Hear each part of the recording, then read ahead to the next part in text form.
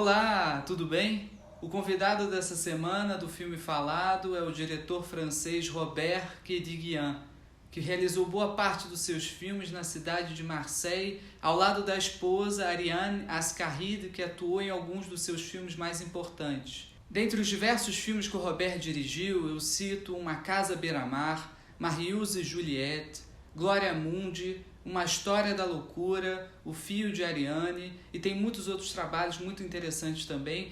A convite da Imovision, eu tive a oportunidade incrível de conversar com o Robert presencialmente. Afinal, ele veio ao Rio de Janeiro lançar o seu novo longa-metragem, Mali Twist, que logo vai estar nos cinemas, e a distribuição é da própria Imovision, que está fazendo sempre um trabalho impecável de curadoria e de apresentar filmes internacionais de grande qualidade, e isso é uma grande marca da Imovision. Então eu também agradeço a chance dada pela Imovision para fazer essa conversa presencialmente com o Roberto. Falando brevemente sobre Mali Twist, o filme se passa no Mali pós-independência. O país tinha acabado de se libertar da França, e no meio desse processo de transformação do Mali, a gente acompanha um jovem militante que é envolvido com a causa revolucionária, e que numa dessas passeatas que ele faz numa das pequenas vilas do Mali, né, até porque naquele momento histórico havia uma grande comoção, motivação em passar as ideias revolucionárias também para as vilas menores do Mali.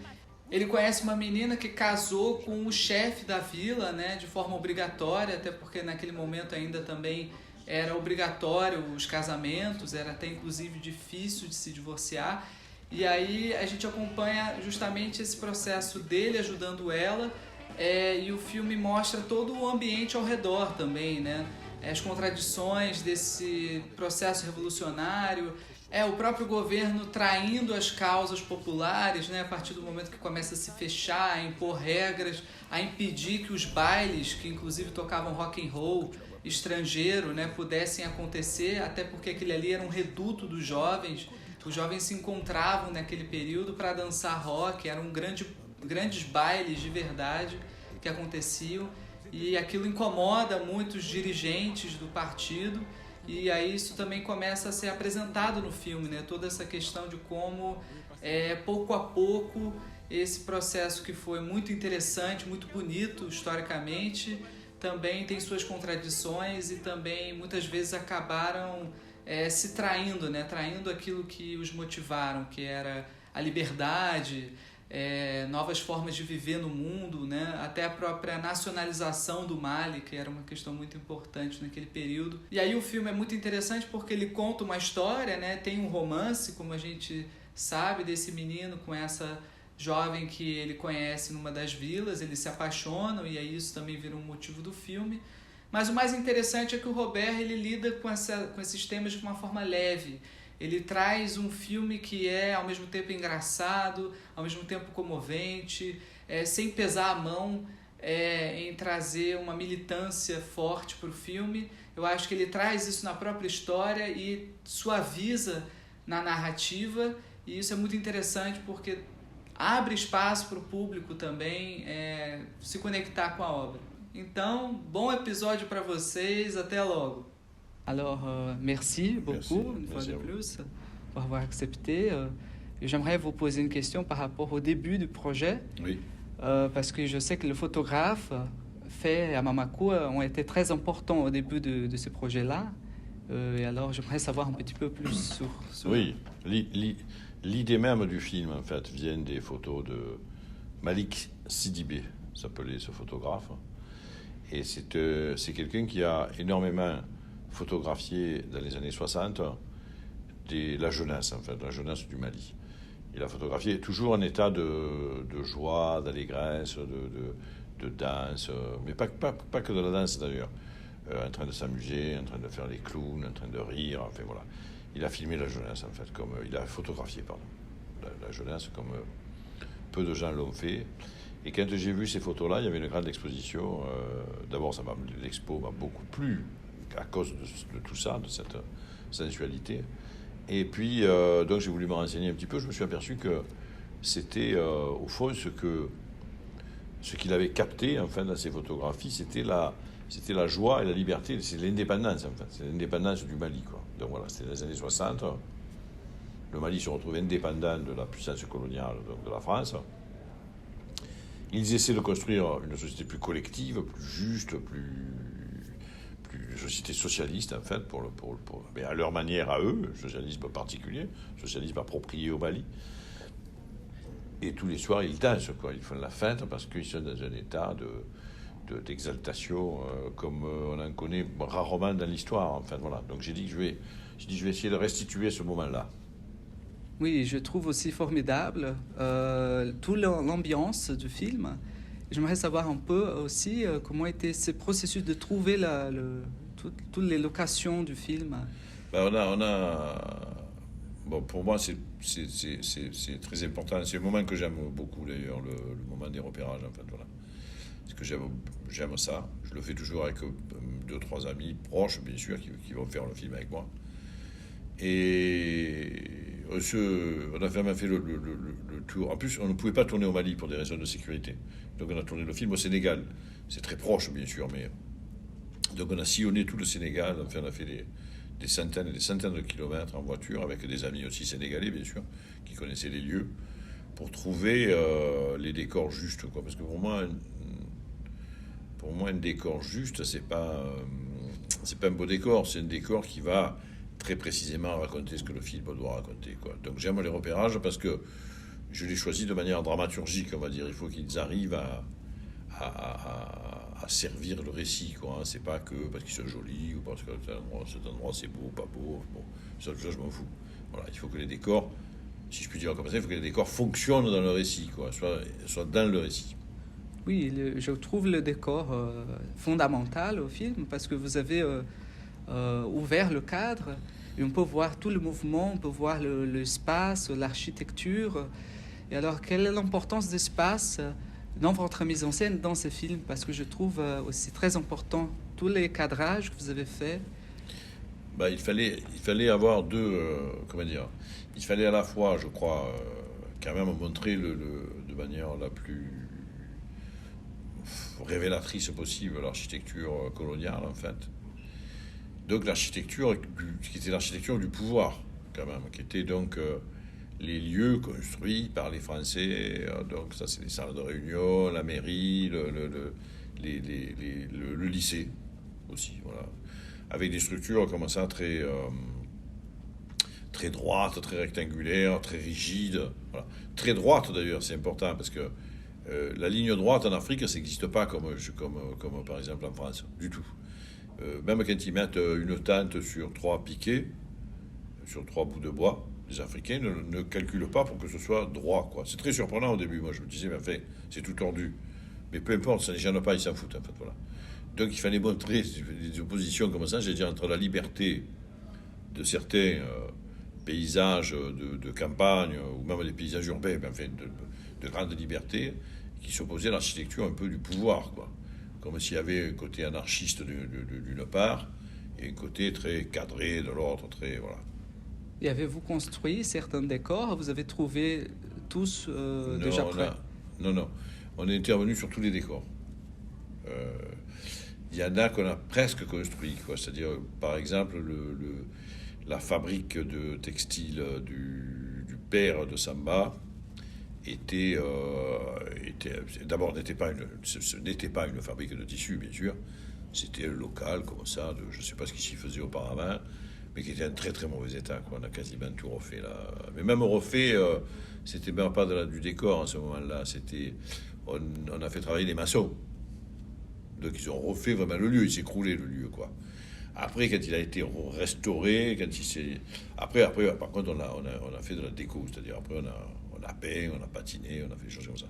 Mais au début, c'est carrément des équipes de maçons qui sont intervenues pour rebâtir ce lieu-là. Et quelle était l'importance, par exemple, pas seulement des comédiens, mais aussi des figurants? Parce qu'il y a plusieurs personnes, et c'est très intéressant de voir ce visage, de le voir là-bas, et quelle était la contribution, parce que je trouve c'est toujours intéressant. C'était effectivement ça, c'est une chose, mais je fais attention sur tous mes films à la figuration, hein, beaucoup, quoi. C'est pas que sur celui-là, même les films que je fais à Marseille ou à Paris, mais bon. Donc c'est une chose sur laquelle je suis très, très, très vigilant, quoi. C'est-à-dire on peut presque dire que je choisis tous les figurants. Enfin, je vois en tout cas des photos, donc je vois leur corps, s'ils sont grands, gros, petits, maigres, etc. Donc je vois ça. Et je vois aussi leur visage, bien sûr. Donc sur chaque figurant, j'ai au moins 2 photos, hein. Une photo en pied, une photo du visage, pour voir, et pour faire des compositions quand même de figuration, quoi. Pour que, j'allais dire, pour que le peuple soit représenté de la manière dont je le souhaite, quoi. Et après, on habille aussi les figurants. C'est-à-dire que tous les figurants sont costumés par nous. Voilà. Donc, sont costumés par nous, c'est-à-dire qu'on intervient sur la... Bon, là aussi, pas de manière aussi rigoureuse qu'avec les acteurs. Mais enfin, pareil, pour faire une tache de couleur ou des choses comme ça. Donc, on intervient quand même. Oui.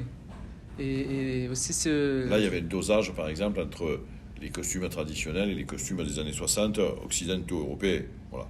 Bon, ça, on l'a géré. On a dit, bon, scène par scène, on se dit, bon, il y a 30 figurants, on en met 12 qui ont un costume européen et 18 qui ont un costume traditionnel africain. Voilà. Et on met plutôt 3 bleus, 2 jaunes, et voilà. Bon, on parle de tout ça, on fait des listes, évidemment, bon, en préparation, et puis tout le monde s'occupe de ça. Oui, et je trouve aussi fascinant ce travail de costume. Comment a été ce processus de le faire? Vous avez basé vous-même par le photo aussi? Oui, les quelques photos qui existent, parce qu'il y a très peu de photos quand même, on est en 1960, il y a très peu de photos et surtout très peu de photos en couleur. Alors il y a les photos en noir et blanc, les photos de Sidibé d'ailleurs, qui sont toutes en noir et blanc. Et on devine quand même, parce que les chemises à fleurs, bon, même si elle est en noir et blanc, on se doute de comment elle était en couleur. Donc ça on pouvait faire. Et puis on sait aussi on s'est inspiré aussi des costumes qui existaient ici en France. Et puis je dis ici, bon, qui existaient en France, puisque c'est le début de l'indépendance, donc il y a encore beaucoup de costumes et de tenues qui arrivent de France, hein, qui sont des bons. Donc là, on avait un peu plus de traces, je veux dire, sur la mode en France dans les années 60. Enfin, c'est pas des années que j'ai vécues, moi, donc ces années-là. Et sinon, on a fait fabriquer, en fait, des costumes, beaucoup de fabrication, en fait. Bon, par exemple, les costumes des miliciennes, les femmes qui défilent, là, tout en bleu, là, avec la mère de Bintou, là, et de Bakary, la militante. Tous ces costumes-là, on les a fait fabriquer, par exemple. Et c'est vrai qu'on avait vu une carte postale où il y avait un défilé comme ça, et toutes les femmes étaient dans ce bleu-là, magnifique, d'ailleurs, très beau, ce bleu brillant, là. Ça, c'est une carte postale en couleur. Parce que voilà, souvent les archives, on trouvait pas mal de cartes postales, en fait. Pas des photos, mais des cartes postales qui se vendaient comme ça et là, on avait trouvé, pour le défilé, on les a fait fabriquer. On a fabriqué, je crois, 800 costumes. Oui, c'est beaucoup. Ouais. Mais c'était 6 mois avant, on avait commencé 6 mois avant. Et donc, on avait commandé à beaucoup de gens, des costumiers là-bas, des stylistes, de faire travailler leurs ateliers, tout ça, sur des costumes. Un peu de toutes les tailles, d'ailleurs. Et aimez-vous ce processus de préparation aussi? Aimez-vous participer de cette processus de choisir Oui, je trouve ça très, très... Enfin, c'est un des aspects, comment dire, quand on fait comme ça une reconstitution historique, j'en ai fait, moi, 4, on peut dire. 4 films historiques. Donc des films qui ne se situent pas au moment où je les ai tournés, mais des films qui se situent auparavant. Donc j'ai fait 4 films de ce type-là. Et j'avoue que j'aime beaucoup l'idée de... j'aime l'action même de reconstituer une époque, voilà. Parce qu'effectivement, je crois qu'il ne faut pas la reconstituer de manière... il ne faut pas chercher la fidélité dans le détail. Il faut la reconstituer par rapport au sens qu'on veut lui donner, quoi, voilà. Donc il faut dans la reconstitution, il y a déjà un point de vue. Voilà. Il ne s'agit pas d'un le détail très précis, qu'une bague comme ça n'existait pas, donc on ne la met pas, etc. Non, mais il s'agit de savoir si une bague de cette couleur-là, ça raconte quelque chose sur la main de l'acteur, plutôt que ça ne raconte pas, quoi. Alors il ne faut pas jouer un contresens non plus, il ne faut pas mettre un truc d'aujourd'hui. Mais il faut que ça raconte toujours une histoire, comme ce que je disais pour le décor, pour tous les accessoires. Et ça, c'est vrai que c'est un processus qui est très exaltant, quoi. Intellectuellement, c'est tout à fait réjouissant de faire ça. Oui, Oui, je trouve aussi fascinant la couleur. Parce que tout le travail des couleurs se donne aussi ce sens. Mais là, on voulait, en fait, comme effectivement un des enjeux du film, en fait, des questions du film, c'est est-ce que, comme le dit Samba, est-ce que le socialisme, c'est les soviets plus l'électrification plus le twist? Oui, moi je crois que oui. C'est-à-dire qu'il n'y a pas de, je crois qu'il n'y a pas de révolution sans qu'il y ait de la danse, en fait, voilà, sans qu'il y ait de la fête, sans qu'il y ait de la musique, sans qu'il y ait de la sensualité, sans qu'il y ait des corps, sans qu'il y ait une révolution aussi des mœurs, pas seulement des rapports sociaux, pas seulement le partage des richesses, mais il est aussi question de révolution dans les rapports familiaux, les rapports amicaux, les rapports entre les hommes et les femmes, les rapports entre les races différentes, entre les noirs et les blancs, etc., etc. Bon. Donc c'est vrai qu'avec un jeu pareil, il fallait que moi je voulais exalter la fête, en fait. Et donc il fallait que le film soit multicolore, soit explosif en couleur. Ceci dit, c'est vrai de l'Afrique en général. L'Afrique, c'est quand même très très coloré. Mais là, on a vraiment poussé le curseur pour que ce soit vraiment... Je veux dire, les commerçants, c'est vrai qu'il y en a un rouge, un vert, un bleu, un jaune, etc. Donc on a choisi de faire des bouquets de couleurs, quoi, voilà. Mais parce qu'on voulait effectivement parler de la joie, de ce moment révolutionnaire. Donc il me semble qu'il fallait toutes ces couleurs-là, quoi. Oui, et aussi la jeunesse, n'est-ce pas? Elle est en puissance par rapport à la jeunesse. Et je aussi trouve fascinant, aussi on fait en combinaison avec des autres films que vous avez fait, votre travail de son. Par exemple, dans La Villa, que j'ai pu voir, il n'avait plus le silence. Et il n'avait plus le son de la mer, par exemple, qui était constamment. Et dans son film, c'est plutôt la musique. C'est plutôt cette puissance, cette cherche pour une nouvelle société, une nouvelle forme de vivre. Est-ce que vous pouvez aussi parler de ce travail? Oui, si vous voulez. En fait, ce qui est... Comment dire? Il faudrait que toute personne qui commence à faire un film se dise que le film est un prototype, en fait. Voilà. Qu'il n'y a pas de standard. Or, c'est vrai que c'est pas vrai, que les gens fonctionnent comme ça, c'est difficile. Mais il faudrait que, je veux dire, chaque film devrait avoir un son particulier, une image particulière, un jeu particulier, etc., etc. Voilà. Parce que bon, les films ne sont pas faits pour être tous les mêmes. Et hélas, ils sont souvent tous les mêmes. Voilà. Bon, par exemple, pour le son, une différence forte, c'est que sur La Villa, par exemple, on n'a pas fait le son d'aujourd'hui parce qu'on a fait du son très au centre. Donc, on n'a pas travaillé la largeur. On n'a pas travaillé donc la stéréo, le 5+1. Bon, voilà. Moi j'ai dit, après on en discute avant et tout ça, avec le montage de son, tout ça. Bon, on dit faisons un son un peu à l'ancienne, quoi. Comme il y a 20 ans, 25 ans, 30 ans. Donc on fait le son surtout au centre. On fait quand même une stéréo. Parce que bon, la stéréo ça n'existait pas, on n'a pas fait du mono.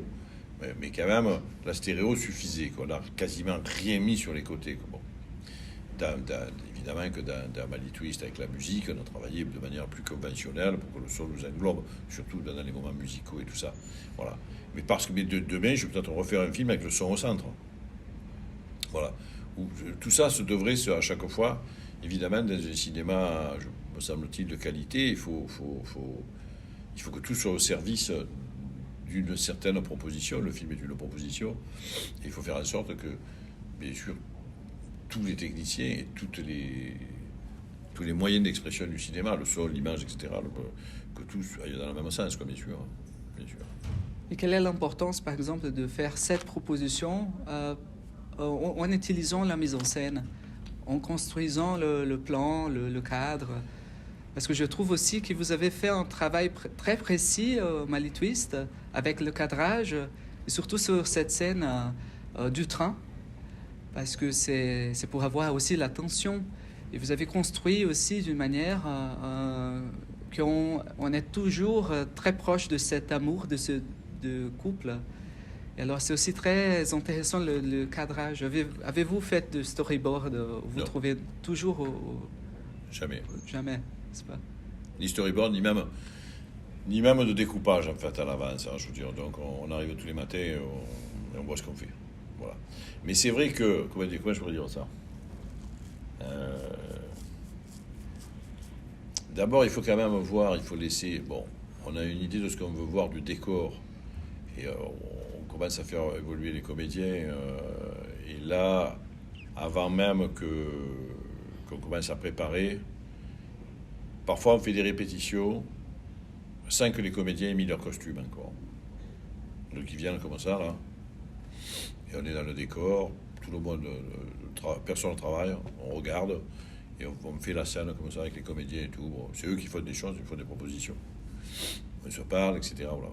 Quand on a à peu près décidé des choses, des axes et tout ça, à ce moment-là, effectivement, les électriciens, machinistes, pendant que les comédiens vont s'habiller et se maquiller, on prépare, puis après, quand ils reviennent, on peaufine les choses. Mais on finit cette préparation-là. Quoi, là. Mais donc, on commence à travailler tous ensemble, à la même heure.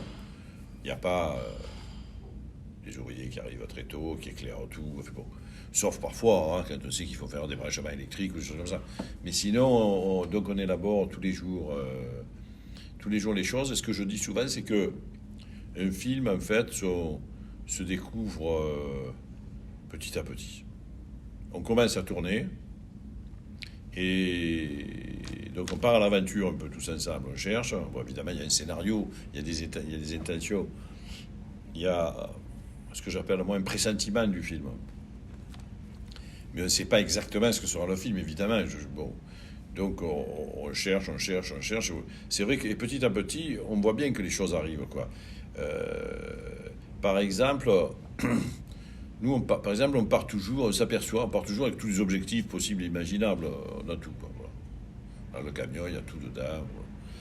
Et en fait, j'allais presque dire, au bout d'une semaine, 10 jours, il y a plusieurs objectifs qu'on renvoie. On arrête à la location, on les renvoie au fournisseur.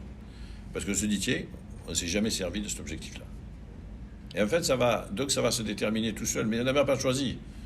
On s'est aperçu que depuis 10 jours, cet objectif qui était loué, donc qui nous coûtait de l'argent, je suis producteur aussi, et ne nous servait pas à rester dans le camion. Alors on dit, bon, bah voilà, renvoyons-le à Paris, et puis bon. Donc, ça se dessine petit à petit. J'ai dit, évidemment, la dernière semaine de tournage, on sait à peu près, on sait comment on tourne. Beaucoup plus qu'au début.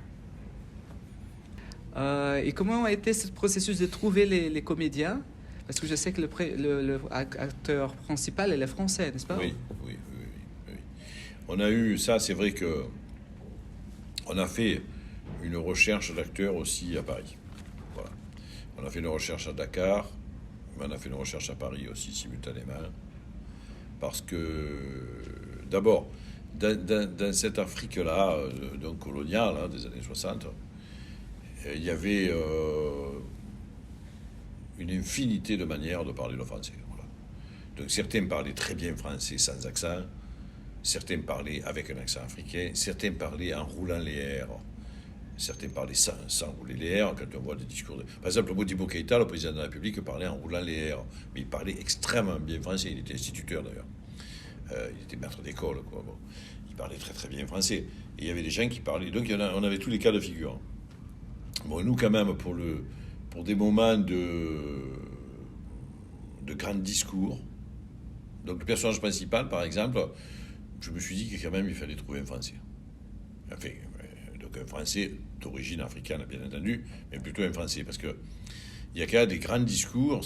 Si jamais on commence à ne pas bien comprendre telle ou telle phrase, voilà, ou s'il faut faire un effort, c'est une espèce d'inconfort. Donc j'avoue que je voulais prendre pour un certain nombre de personnages des Français. Voilà.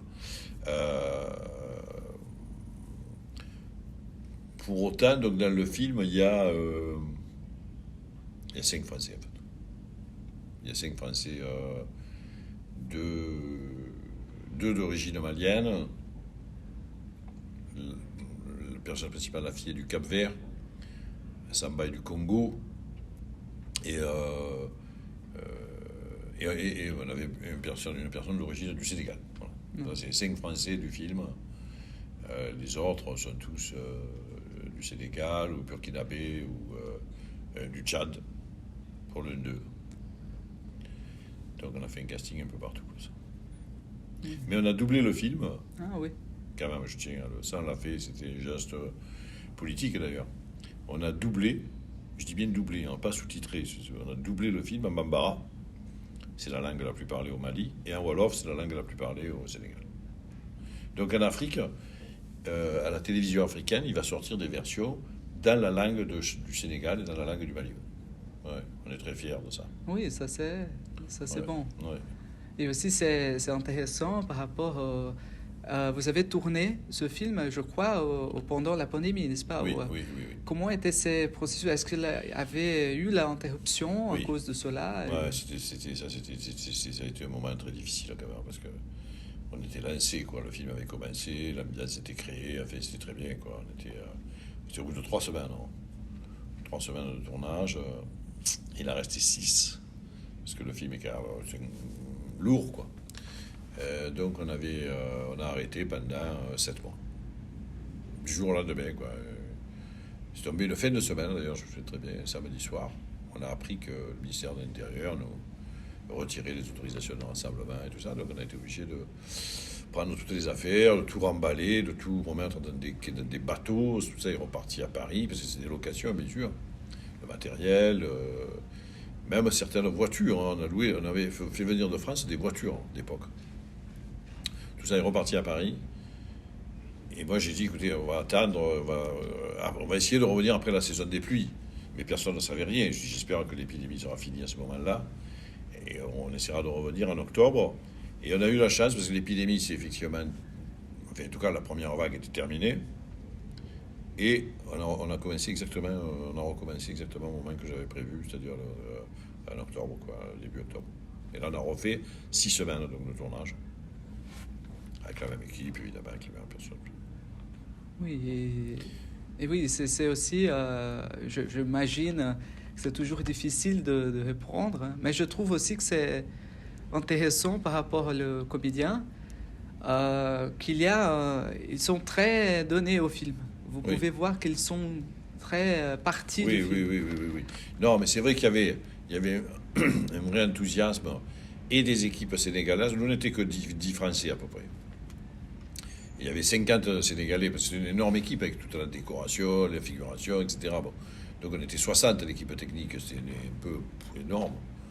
Et mais il y avait 90% de Sénégalais qui étaient très très très motivés, quoi, parce que c'est quand même c'est leur histoire, quoi, voilà. Donc de faire un film sur ce moment-là de leur histoire en plus, parce que Modibo Keïta quand même aujourd'hui les gens l'aiment beaucoup. Donc ça les motivait beaucoup. Et j'allais dire, les jeunes acteurs africains français étaient aussi très contents de tourner des personnages de ce type-là, parce que, évidemment, en France, on leur propose souvent des rôles de voyous, de voleurs, de vendeurs de drogue. Bon, là, ils jouaient des rôles de héros révolutionnaires, etc. Et puis je sais pas, c'est un rapport qu'ils avaient avec leurs parents. Leurs parents avaient connu cette époque, etc. Quoi. Donc ils étaient très exaltés, bien sûr. Oui, ici au Brésil, c'est la même chose. Et, il y a plus récemment seulement que Ouais. le noir ont eu plus Ouais. d'espace pour faire de Oui. films. Ça va un peu mieux en France, là, à ce moment. Mais en fait, c'est long, quoi, Ouais. le processus de... Oui, et le montage aussi, j'aimerais vous poser une question par rapport au photographe. Oui. Parce que vous avez fait aussi des photographes et comment ça a entré dans le montage. Vous l'avez fait même, avec une caméra de pellicule, je crois, le photographe, non? Non. On a fait, des... On l'a fait, mais on l'a fait un peu en effets spéciaux, quoi. Voilà. On l'a pas fait en vrai avec des photos. Ceci dit, je dis ça... Non, il y a quelques photos qui ont été faites en photo, quoi. Mais en photo numérique, quand même. Et qu'après, on les a trafiquées un petit peu, évidemment, pour leur donner un peu plus de couleur d'époque, quoi. Une matière d'époque et tout ça. Mais, et on a reconstitué quelques photos qui sont des photos, des reproductions de photos que Malik Sidibé avait faites. Parce qu'il faisait aussi un peu des mises en scène, parfois. Par exemple, le truc que je trouve très beau d'ailleurs, c'est quand le jeune garçon et la jeune fille sont avec une pierre, comme ça, ils se jettent, comme ça, ils se regardent comme s'ils allaient se jeter une pierre. Ils sont tous les deux devant le fleuve, comme ça. Ça, c'est une photo de Malik Sidibé qu'on a reproduit. Oui, je trouve aussi important parce que vous le donnez aussi, c'est comme vous donnez un nouvel regard à cette histoire. Oui. C'est pas, Oui. vous montrez une nouvelle manière de regarder cette histoire et vous nous rappelez toujours, c'est une histoire construite par vous. Vous voyez d'une certaine manière, Et c'est là dans le photographe. Et ça, je trouve intéressant, de cette construction, de le faire, n'est-ce pas? Oui. Et par rapport à ce montage, combien de temps vous avez eu pour faire cette... est-ce que c'était... Votre processus est très vite dans ce sens? Non, non. Le montage est toujours quand même un peu. Je fais des films, effectivement, comme c'est des films qui sont quand même plutôt, pour le dire comme ça, découpés, quoi, très découpés. Donc ça veut dire qu'il y a du temps de montage qui est là, toujours. Je travaille beaucoup au montage, avec le même monteur depuis des années. Et donc on prend vraiment du temps, quoi. Voilà. Il y a des films qui se passent. Là aussi, on ne sait pas. Il y a des films qui sont tout de suite en place, très vite. Et on reste après des semaines sur des détails, des petites choses. Et il y a des films qu'on cherche au montage, hein, où on déplace des séquences, on remet tout en cause, enfin bon. Donc, c'est pas des films où il y a des plans séquences qu'on juxtapose, enfin, c'est pas, voilà. Donc j'ai un temps de montage qui est toujours long. Mais bon, c'est une opération, en même temps, le montage, moi j'ai du montage dans mes bureaux. C'est pas un temps qui est très coûteux, le montage. C'est pas cher, quoi. Hein. Je veux dire, il y a un chef monteur, moi-même, bon.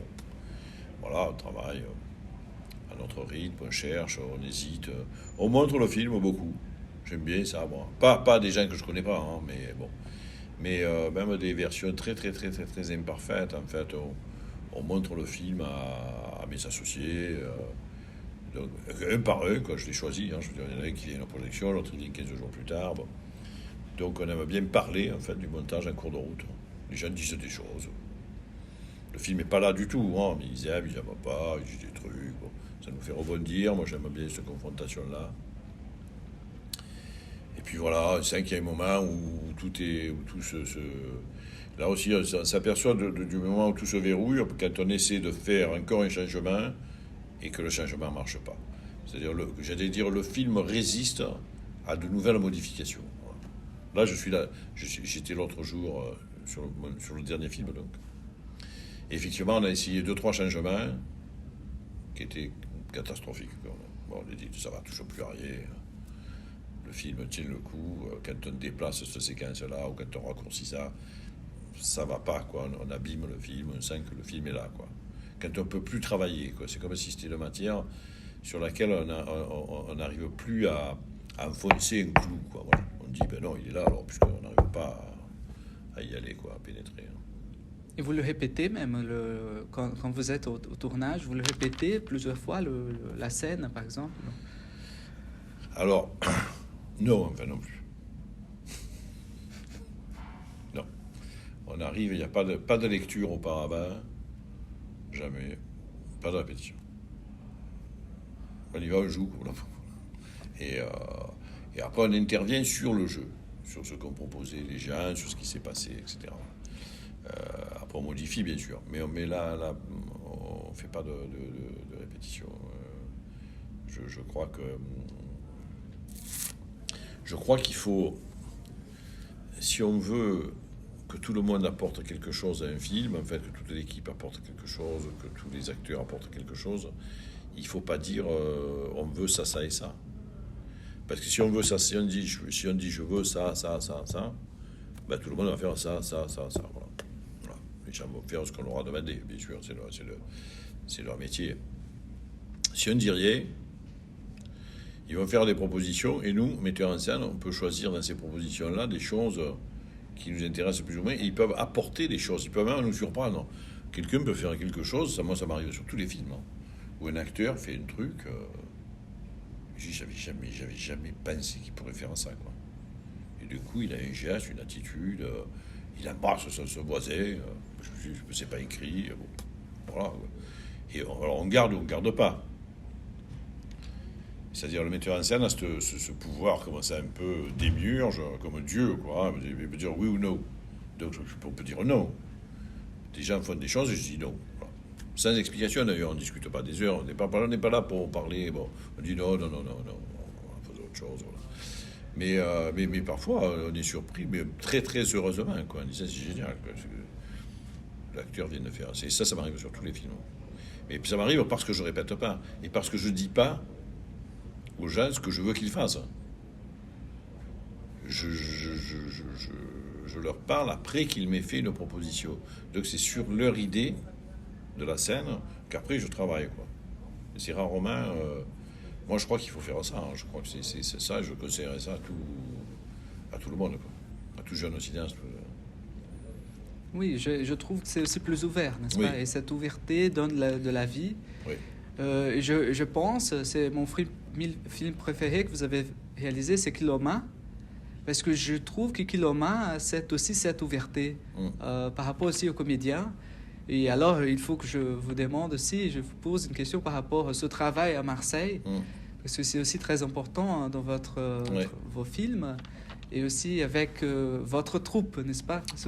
On peut pas... Oui, oui. Non, c'est important parce que c'est vrai que tout ce que je dis là, c'est aussi... c'est possible et facile pour plusieurs raisons. D'abord parce que je suis producteur. Donc bon, il y a tous les pouvoirs, quoi, hein, qui sont réunis. Il y a pas, je ne rends pas compte à un producteur, je sais pas, voilà. Donc ça passe entre moi et moi, cette chose-là. Donc ça c'est plutôt pas mal. Et c'est pas mal aussi pour tous les techniciens, tout ça. Ils n'ont pas des comptes à rendre à un producteur, alors que le réalisateur les embête ou je sais pas quoi. Fait bon. Et puis aussi, c'est aussi cette liberté, c'est aussi lié au fait qu'on se connaisse très très bien, au fait que c'est le trouble. C'est-à-dire que personne n'a peur n'ose pas faire quelque chose, quoi, voilà. Donc les gens se jettent à l'eau parce qu'ils sont comme avec des amis, quoi. Je dis souvent ça. Quand on est avec des amis, on n'a pas peur de dire des bêtises, hein. Parce que c'est pas grave. Bon, on est entre amis, on dit des bêtises, c'est pas grave. C'est off record, comme on dit, voilà. Là, je fais attention à ce que je dis. Si je parlais comme ça, et qu'il n'y a pas de caméra, etc., tout ça, je pourrais dire des choses, disant, on verra bien, peut-être j'y réfléchirai après. Et pour l'instant, j'ai dit ça, on verra, quoi. Même si 2 minutes après, je pense à autre chose, c'est pas très grave. Alors que là, je fais attention. Vous voyez, donc il y a cette liberté. Même moi, je sais que des fois, sur des plateaux avec 50 personnes, je dis, je sais pas quoi faire, hein. Et je réfléchis, ça fait rire tout le monde. C'est pas un facteur de tension. Donc, tout le monde se dit pas, mon Dieu, qu'est-ce qu'il se passe, le producteur, je sais pas quoi. On va attendre, on va faire l'attendre jamais très longtemps. Mais il m'arrive de dire, je sais pas, je comprends pas, je sais pas pourquoi on fait ce plan. Je sais pas, mais c'est toujours avec humour, on se marre, quoi, de ces angoisses-là. Pareil, voilà. Donc ça, c'est vrai que ça facilite beaucoup la méthode que je viens d'exposer, quoi, hein. Donc le fait qu'on soit très très amis, très liés, qu'on soit une troupe, et le fait que il y ait un seul chef de troupe, c'est-à-dire il n'y a pas un producteur et un réalisateur, il y a une seule personne qui a les deux fonctions. Oui, je trouve plus politique aussi. Dans la matière, dans la manière de enregistrer, oui. Ça donne beaucoup plus de vie, je crois, vraiment. Oui. Aussi parce que dans Kiloma, par exemple, et ça, je trouve intéressant, que vous avez utilisé la scène de la voiture de Kiloma aussi dans la villa, n'est-ce pas? Oui. Et il fonctionne parfaitement, oui. Parce que ce oui. sont beaucoup de temps ensemble, oui, n'est-ce bien pas? sûr. Ouais. Non, c'est vrai qu'il y a un grand avantage à ça. Voilà. Et bon, donc, mais c'est vrai que, comment dire, quand je travaille avec des gens que je connais pas, j'essaie quand même, je travaille de la même manière. Voilà. Par exemple, là, en Afrique, où il y a tous les gens que je connaissais pas, qui avaient travaillé avec moi, des acteurs africains, bon, on a fait ça, mais c'est vrai que c'est satisfaisant pour tout le monde, quand même. C'est-à-dire que très vite, tout le monde s'aperçoit que, bon, qu'il peut essayer des choses, qu'il peut faire des tentatives, qu'il y a beaucoup de liberté, de confiance, enfin, de respect, voilà, et qu'on n'est pas... on n'est pas là pour se prouver quelque chose de particulier, on est là pour arriver à faire quelque chose d'exceptionnel, voilà. Et donc on essaie, voilà. Les essais sont autorisés, quoi, voilà, on essaie des choses. Oui. Et alors on arrive presque à la fin, et j'aimerais vous poser seulement 2 questions. La première, c'est par rapport à Anaïs Desmoustiers, parce que je la trouve aussi une grande actrice, aussi par la comédie, cette sensibilité qu'elle a pour faire le jeu. Et alors, j'aimerais savoir comment est ce processus de faire, parce que je pense que la comédie est très importante aussi dans votre film. Oui. La légèreté dans un bon sens, avec la bonne heure. Je pense que vous cherchez aussi pour faire... pas pour montrer le chèque, mais pour montrer le réussite, n'est-ce pas? Le réussite avec la bonne heure. C'est vrai. Tout à fait. C'est sûr que effectivement, et ça c'est juste, c'est vrai que Anaïs a un truc, a quelque chose de très, très, très léger, quoi. Elle a un rythme, en fait, qui est très juste, qui est instinctif, hein, qui est bon. Elle est spontanément très, très juste, très vive, en fait. Voilà, elle a beaucoup de... Et je la connais depuis très longtemps. J'ai souvent procédé comme ça. En fait, elle avait joué avec Jean-Pierre Larousset, sa fille, bien sûr. Et elle avait joué aussi avec Ariane, la fille d'Ariane aussi, dans un autre film. Donc c'est comme ça qu'elle est arrivée chez nous, j'allais dire, voilà, c'est en ayant déjà joué. Bon, voilà. Et c'est vrai que c'est... je crois qu'il faut toujours qu'il y ait... Mais c'est drôle, hein, moi je pense à ça, par exemple dans le cinéma de John Ford, il y a toujours, dans des situations les plus tragiques, il y a toujours un poivreau au fond du bistrot du western, au fond du saloon, qui dit une bêtise, qui tombe par terre, qui renverse son verre, qui bon... Il y a toujours une espèce d'éléments comme ça, de rupture de l'ordre de la comédie, alors qu'on est en pleine tragédie, tout le monde s'entretue, enfin, c'est la guerre. Voilà. Mais dans la guerre, il y a un type qui marche et il tombe de coups et il fait rire tout le monde. Voilà. C'est ça, je trouve que par exemple, pour moi, c'est quelque chose que j'ai toujours remarqué chez John Ford, par exemple. Oui. Qui est pour moi le plus grand cinéaste du monde, je crois. Et alors, ma dernière question, c'est par rapport... vous avez écrit un livre récemment, et j'aimerais poser la question de votre titre, « Les lendemains chanteront-ils » Parce que je trouve aussi, maintenant, surtout en France, surtout au Brésil, il faut qu'on chante, n'est-ce pas? Il faut qu'on chante de plus en plus. Oui. Et alors, j'aimerais savoir quelle est votre opinion. Ouais, évidemment, c'est une question à laquelle, dans le livre, je ne réponds pas, ou alors j'y réponds d'une manière, de la manière suivante. En fait, je pense que c'est un processus. Oui, ils chanteront parfois, et parfois ils ne chanteront pas, quoi. Voilà. Mais il faut tout faire pour rester debout, pour résister, pour continuer à rêver d'un monde meilleur, mais il n'y aura jamais de monde idéal, quoi. Voilà. Donc c'est plutôt un appel au combat permanent, quoi. Oui.